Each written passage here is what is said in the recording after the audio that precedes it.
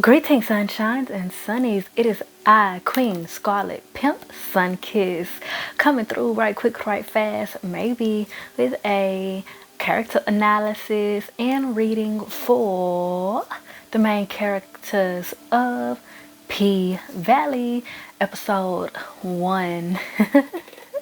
P Valley, created by Katuri Hall, Miss Katuri Hall, by my research. Took a little trip throughout the South and was very intrigued and infatuated by the club life, the nightlife, the stripper life, and decided to create a piece based off of it. So she went through Mississippi, Memphis, New Orleans, Texas, and Georgia, honey, just to name a few of the prominent ones that we hear and see throughout the show.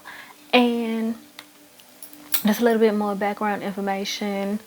It is set in Mississippi, which is real life, and a fictional town by the name of Chucalissa. Chucalissa, which is a historical landmark in Memphis. So that is why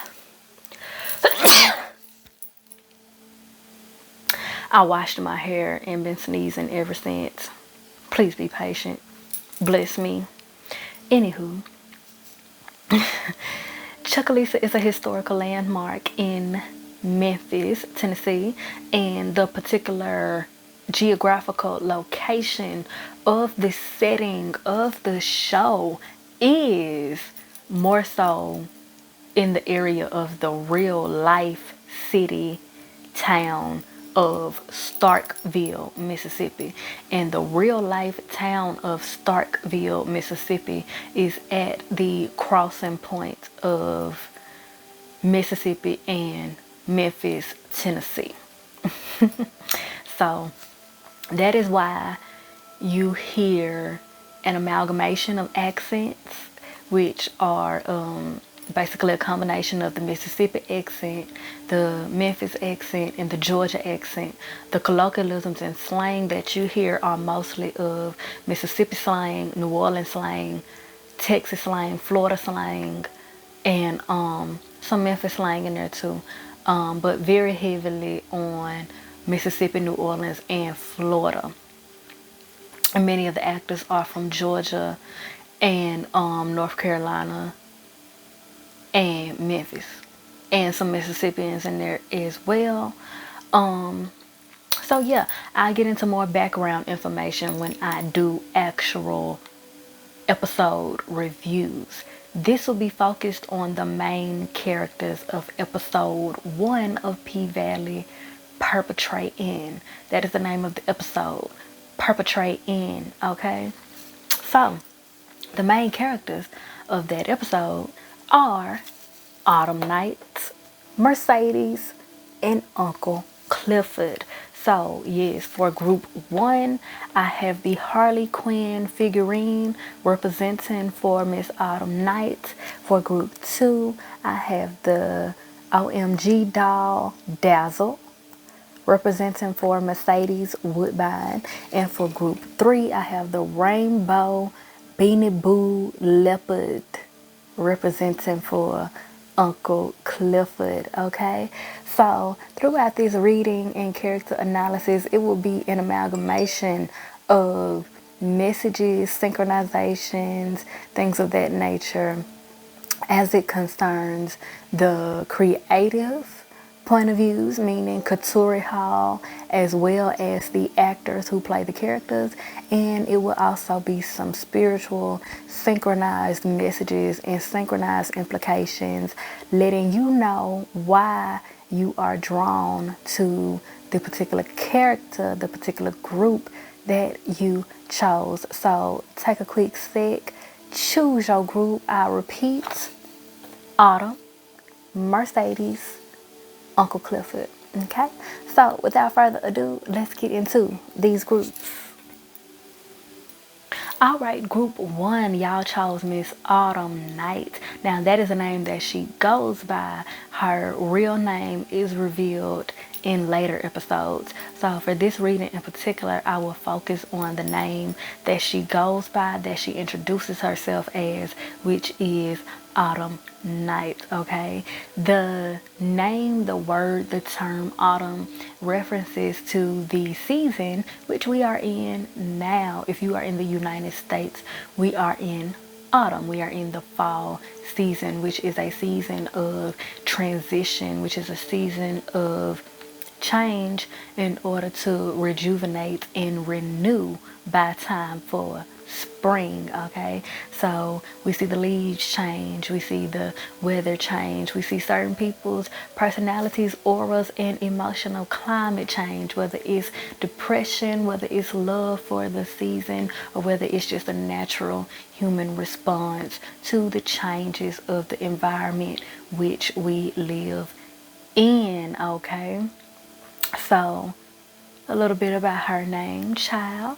Now, a little bit of how that applies when we are first introduced to her, okay? We are first introduced to her at the end of a storm, child, and one can assume that it is the conclusion of Hurricane Harvey, which hit Texas and some other places in 2017.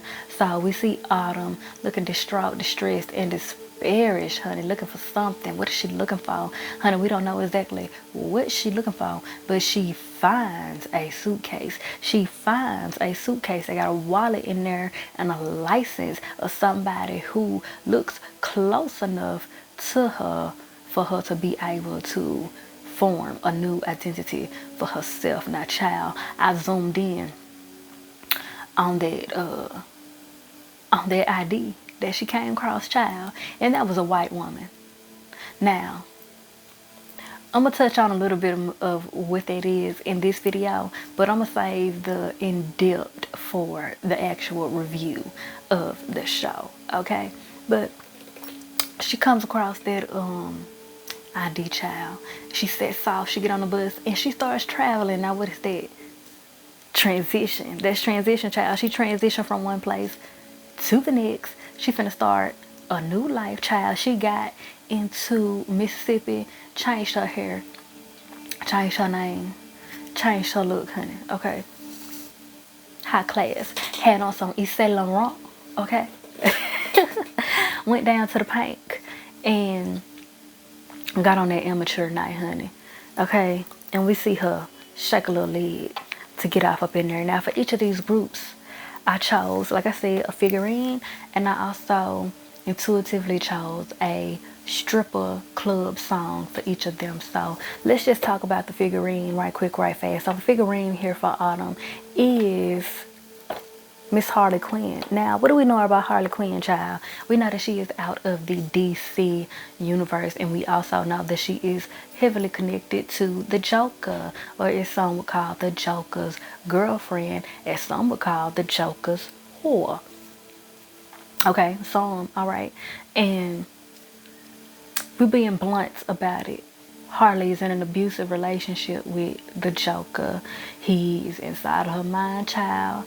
He tell her what to do and she do it, baby. She is love drunk. She got Stockholm syndrome out the ass for the Joker, okay? If you watch the Harley Quinn animated series, they actually say and make it clear that Harley is leaving an abusive relationship, much like Autumn is leaving an abusive relationship. And when we see her do her amateur night performance, we see these flashes of her being involved in the abusive part of the relationship that she is leaving, which gives us some implication of some things about Miss Autumn, okay? So that's one thing. Now, about her song that was chosen for her. The song that was chosen for her is Good For You by Selena Gomez, okay? So let's get into the chorus. Off rip, that song is giving me, one, on the high side, needing to be confident in your confidence, needing to be confident in what you have aesthetically and internally, okay? On a not so high sense, it's given relying too much on physicality in order to get you progress into the world. And that's where that identity, that ID, is going to come into play when I do the actual review for the show. But for now, the colorism aspect. The colorism aspect of Autumn being able to just walk into this club and not even do much in her dance, just give a little.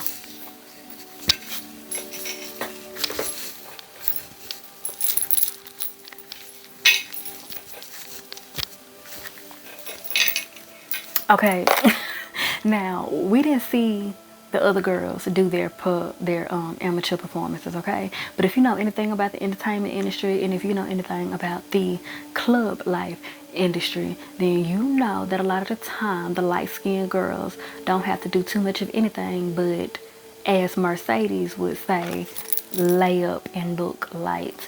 And essentially that's exactly what Autumn did on amateur night. She went up there, rubbed on herself a little bit, did a little dirty wine, and laid up and looked like, and the people ate it up. Now, being somebody who is from Mississippi, myself, born and raised in Mississippi, I am currently in Mississippi right now, I would tell you that yes, people tend to be very easily impressed by the racially ambiguous. And a lot of the times you don't have to do much but lay up and look light. Sad, but it's true. Now, how does this correlate to y'all? Let's find out. With a reading of the song Good For You by Selena Gomez, how does this apply to Autumn?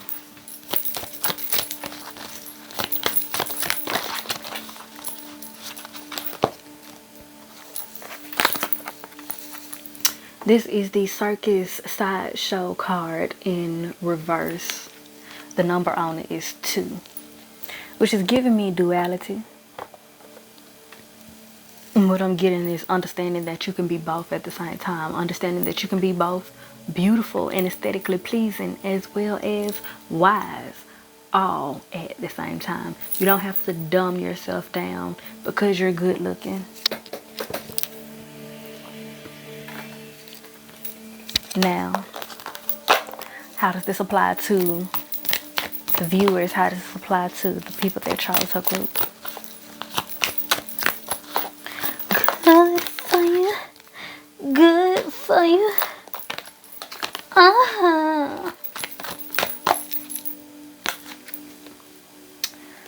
That is the vision after discernment. So this is how that song applies to y'all. And also a synchronization of how y'all are synchronized with Miss Autumn Night. So this is the vision after discernment. The number 3 is on there, and Autumn is the third season. It's the third season of the year. So 3 is a heavy angel number throughout her reading, obviously. So what that is giving me is some rebellion. Some of you come from very religious environments that have made you feel some type of way about who you are, whether it's the good parts of your personality or if it's the parts that people want to demonize, such as your sexuality, such as your knowledge, such as your wisdom, such as your will to speak up when you notice that things are wrong, things of that nature. And it may have you conflicted and have you in the midst of some identity issues. Now, there's a line from that song that stands out for me in general. And I don't want to get copywritten or nothing, but the line is, I think she says, you want a marquee diamond?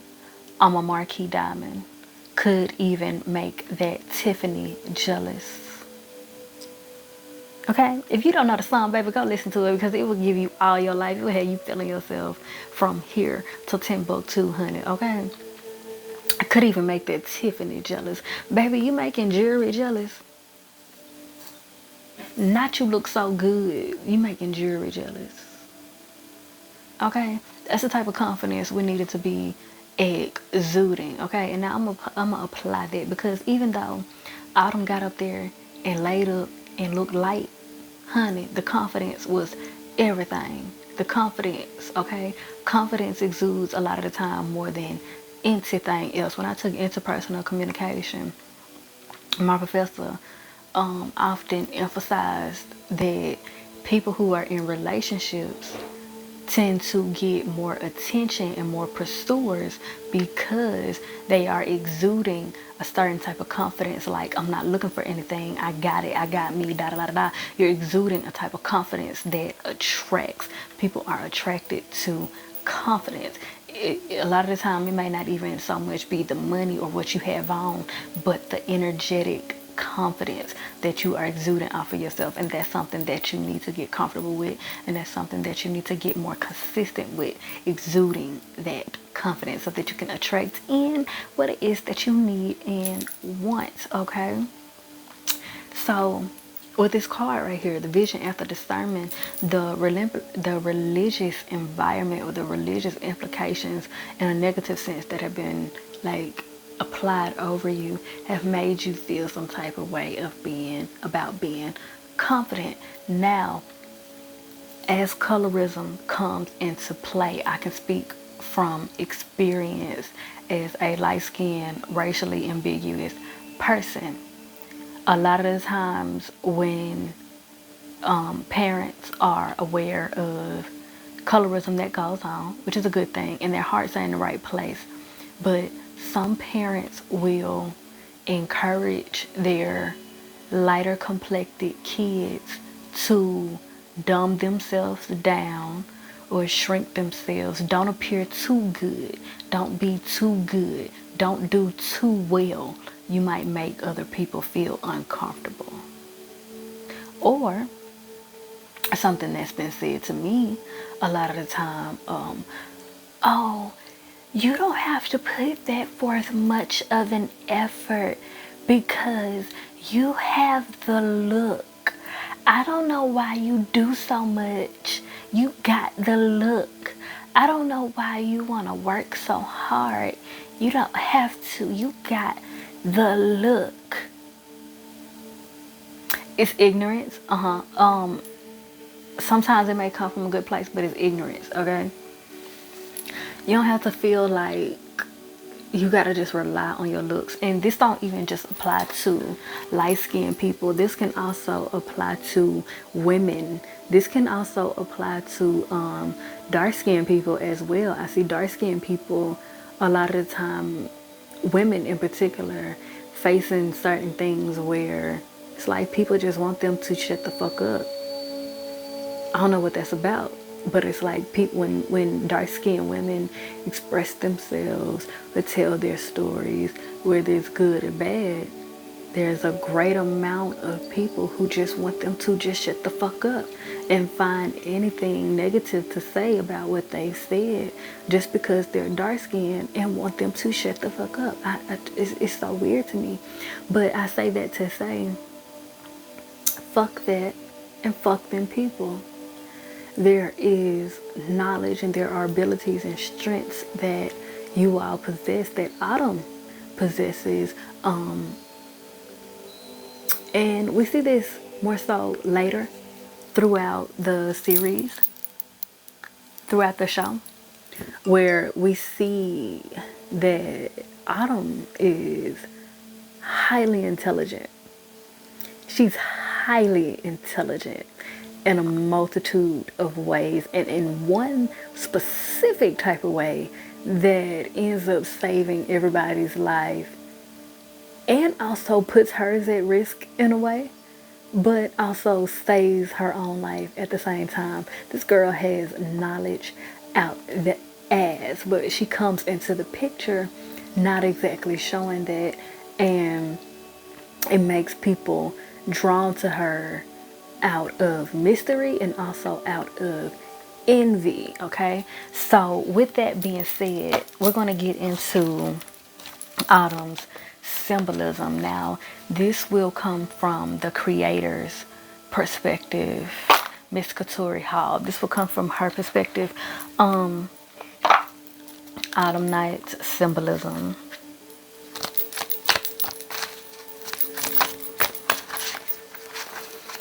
Autumn night symbolism from the perspective of Kotori. What's that is? Child, I don't even know. I'm gonna have to look at it. Trees. Trees, growth. So this is autumn's symbolism from Kotori's perspective, which is trees, which is interesting because her name is Autumn, and in autumn the leaves on the trees go brown. Like that's the main implication of autumn, looking at the trees, looking at how the trees look when they change. And there's also some like family tree implications. Now, we don't necessarily see a lot of that go on throughout the first season. This could be certain things because in the midst of me doing like channel readings for this reading, I have picked up on certain things that may come up more in depth for the second season of P-Valley. And one of my strengths is picking up on past life things and the depth of a person's story. So autumn as a being in general, this is getting into the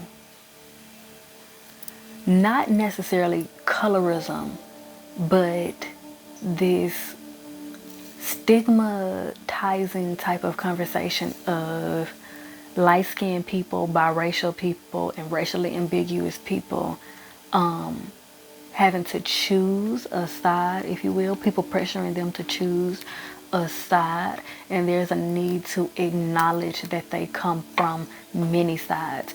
Not just that they or we come from many sides, but other people needing to acknowledge the sides that they come from as well, because they all play a part for everybody. So I say that to say that by this card and by the energy that I'm picking up on, Kotori meant for Autumn to represent an amalgamation of people. She is the representation of duality. She is a representation of amalgamation. She is a representation of a whole lot of things coming together to create something beautiful and great. Not saying that anything else is less beautiful. It's just a sense of, what is that? Novelty, newness. And thinking about that in the perspective of how Autumn comes in to the world of the story, she is new to everybody. And by my experience of coming up in Mississippi also, you know how people, it's ignorant, it's very ignorant, but people say, oh, you don't look like you from here. You look so exotic and all of this and da da da. Being light skinned does not make you exotic. Okay. Child, to my understanding, when I think of exotic, I think of the wilderness, if you will. I think of like a tropic forest of some sort. Yeah, being light skinned doesn't make you exotic. But what I think people try to mean by that is that you look like you come from a different place. You like you come from somewhere new, somewhere that I don't know, somewhere that I am ignorant of. And that's kind of what Autumn is representing also. Ignorance, a blank slate. Not just people being ignorant to her, but also her being ignorant of herself. So I say that to say, I'm going to pull another card. What is that? Forgiveness. I say that to say that those of you who chose this group, phobias, those of you who chose this group,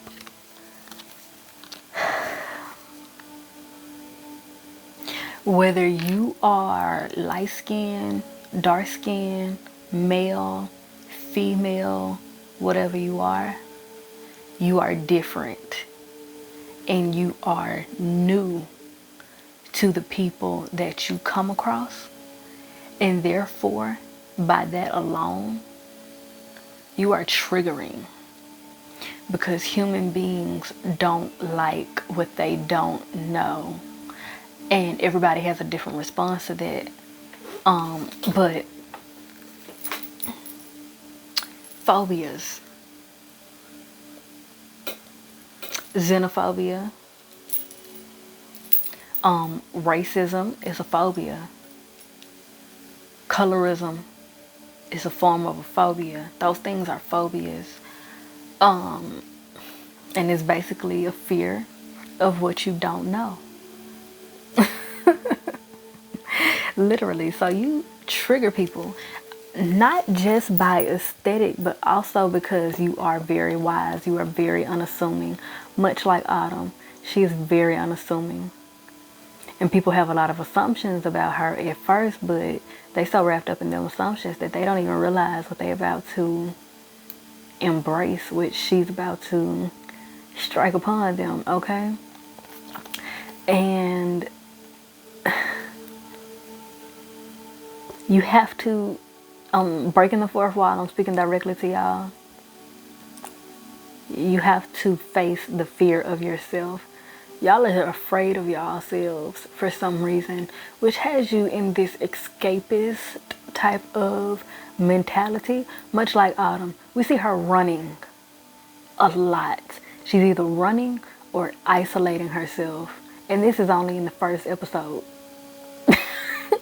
We see her either running from situations or isolating herself in situations in only the first episode. And we see it multiple times in only the first episode.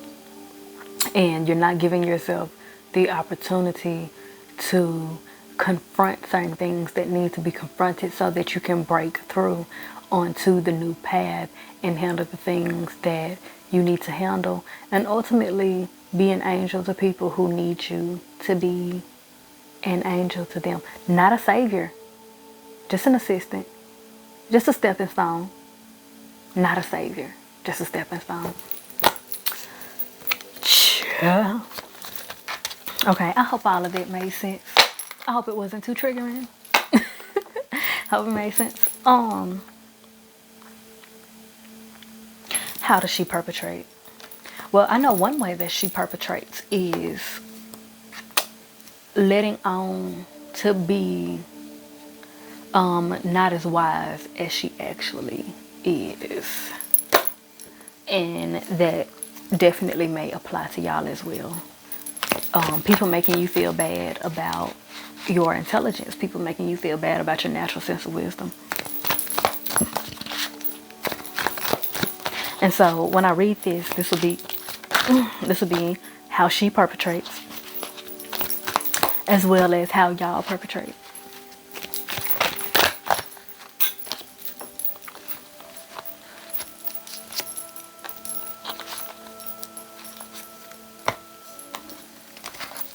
So this is the Six of Wands. Six of Wands. And what that is given is that y'all like to act like y'all have it all together. Y'all like to act like y'all don't care about what other people think. Much like Autumn, people be saying little slick shit under their breath, and she just walked by. She let it roll off like water on a duck's back or whatever. But low-key, high-key, she's still affected by it. But she's so stuck in the escapist mentality that she doesn't allow herself to process it and heal from it as she goes. It just builds up, and she just continues to run. Which could also apply to a lot of you all who chose her dick. For some people, I am picking up that there's somebody in your life that reminds you of Autumn, and you've been trying to figure out why they do what they do and why they are how they are.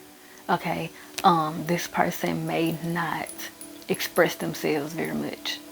They may come out very quiet, very closed off, but they are just someone They trigger you because you have trust issues, but this person also has trust issues, and they slowly unravel as they feel safe to.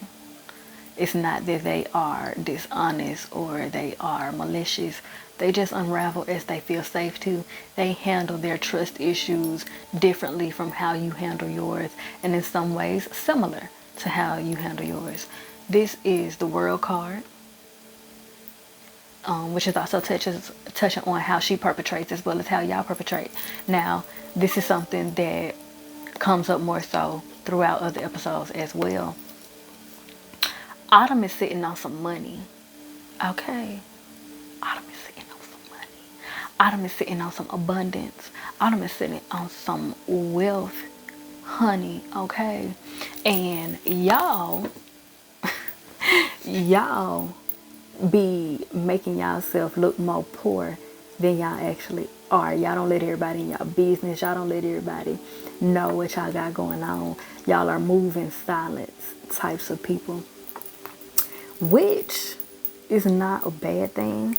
However, you want to make sure that's balanced, because if you act like you don't have any feelings, people will treat you like you don't have any feelings. If you act like a broke bitch, people will treat you like a broke bitch.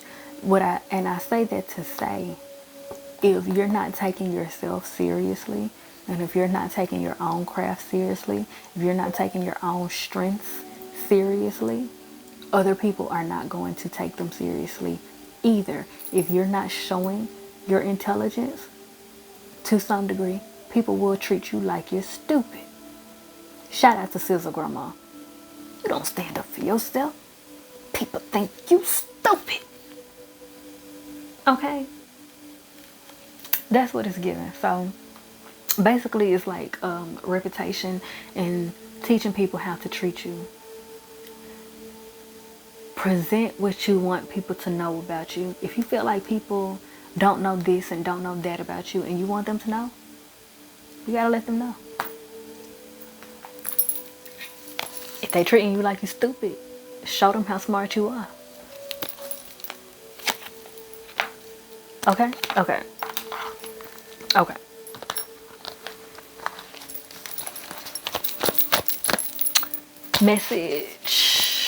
Message of the character. Now, this will be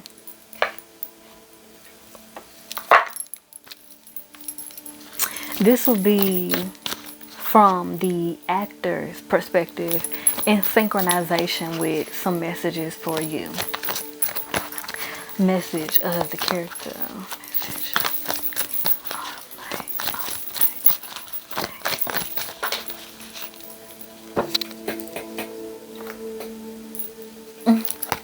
This is Monse Victor. Remember I said she was wearing Yves Saint Laurent? Saint. Just that word, that term keeps coming up, saint. And when I did a channel reading for her, she got the angel card.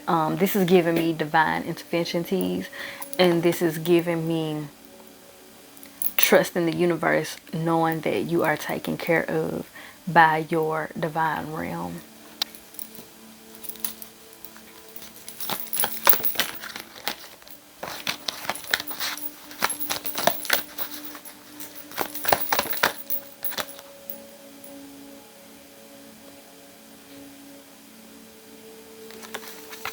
This is Sunday Afternoon by Jorge Seurat. Sunday Afternoon a la Grande Jatte.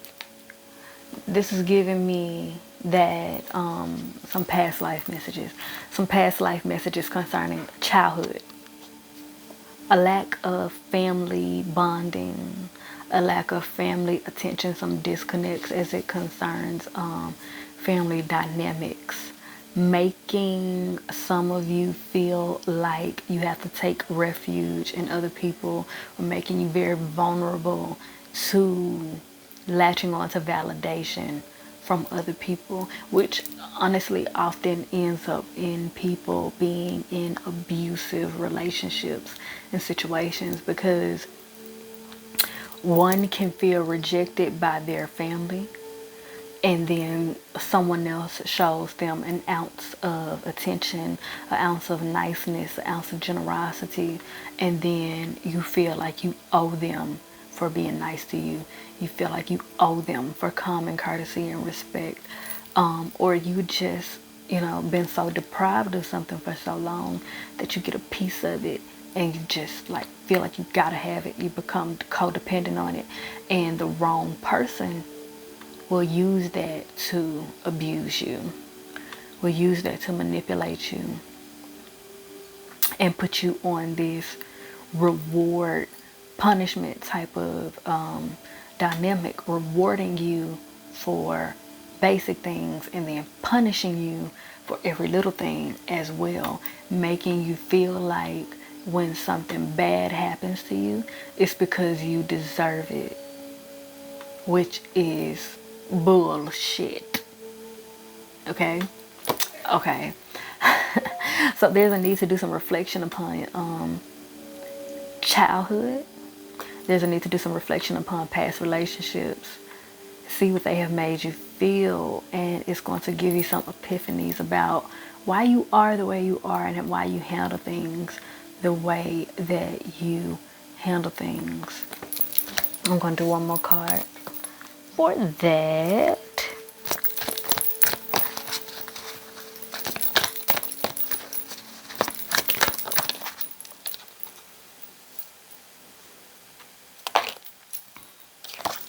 The jockey, reclaiming control, and that touches on what I was just saying. Once you gain a greater awareness of who you are, where you come from, and how that's made you who you are, you will be able to see yourself better. When I said about the wrong people noticing your power and wanting to take it and control it, when you realize your own power, you are able to use it for how you want and how you need to use it.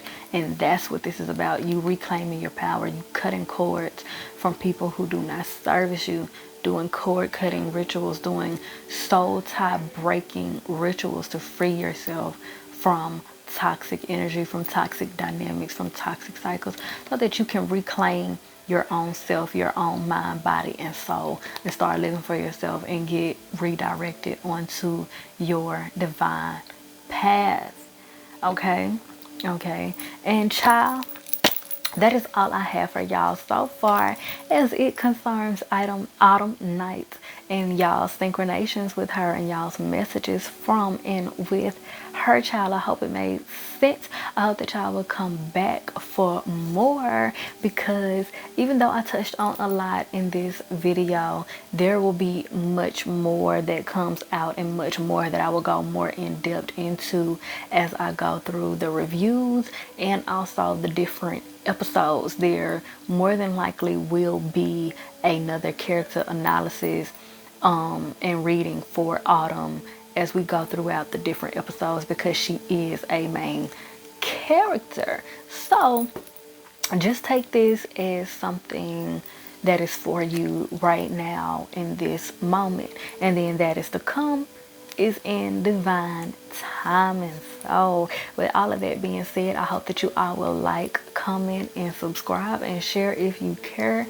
Child, hit up the description box. You can follow me on different forms of social media, and I appreciate y'all for coming through, and I will see y'all in the next one. Peace.